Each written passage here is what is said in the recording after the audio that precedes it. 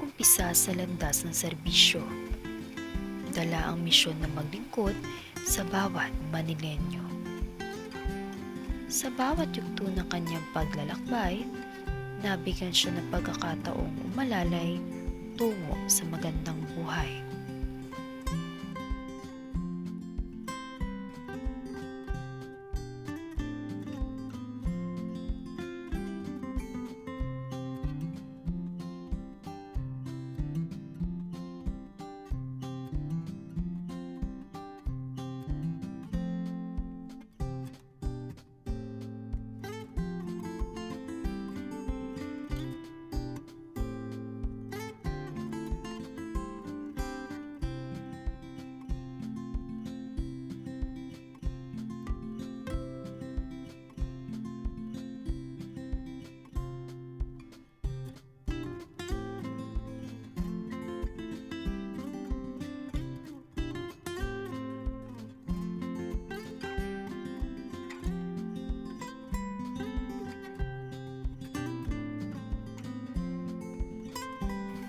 Sa kanyang pagtutok sa serbisyo para sa mamamayang Manilenyo, sinuportahan niya ang mga ito sa pamamagitan ng iba't ibang mga proyekto tungo sa pangangailangan ng bawat isa.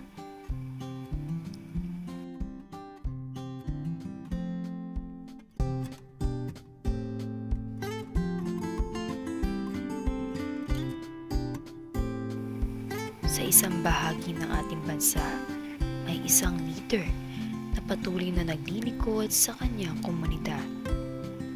Dala ang sagisag at dedikasyon sa bawat okasyon o panahon. Ngunit higit sa lahat, hindi siya nagpatinag sa anumang hamon.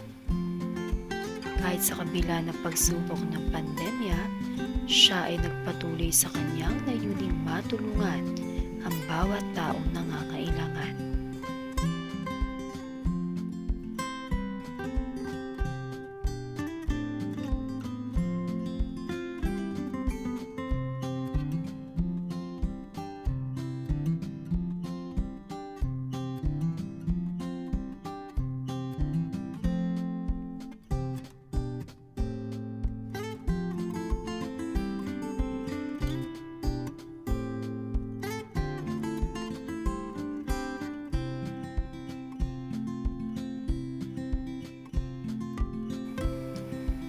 Siya si Lovely Nieto, ang ating lingkod bayan, na may tapang, malasakit, at kakayahan na dalhin tayo sa mas magandang kinabukasan.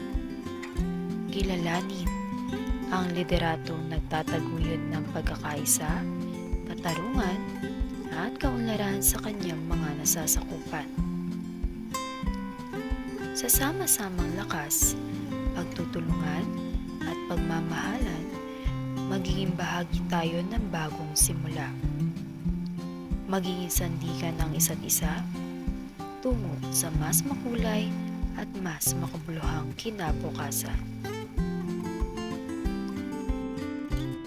Makakasama niya tayo sa bagong yugto ng ating paglalakbay, kung saan tayo ay magtatagumpay hindi para sa sarili, kundi para sa bawat isa sa atin.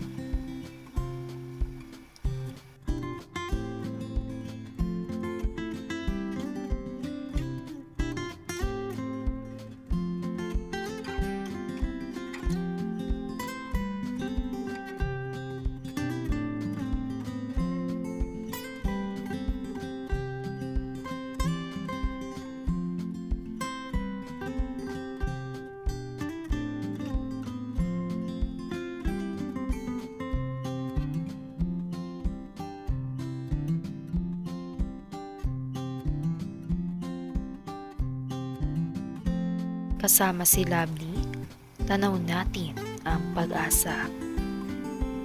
Siya ang leader na nagbibigay halaga sa boses ng bawat mamamayan.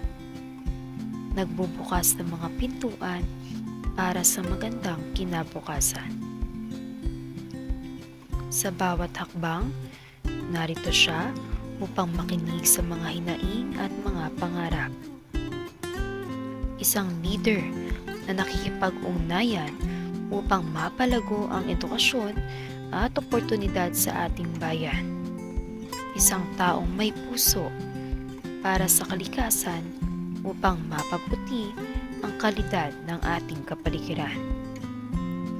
Siya ang leader na may pangarap para sa mas maganda at mas makatarungan na kinabukasan. Hindi man perpekto ang bawat napagdaanan, makikita naman natin na malayo na tayo sa nakaraan. Ako si Lovely Nieto, buong puso ang serbisyo.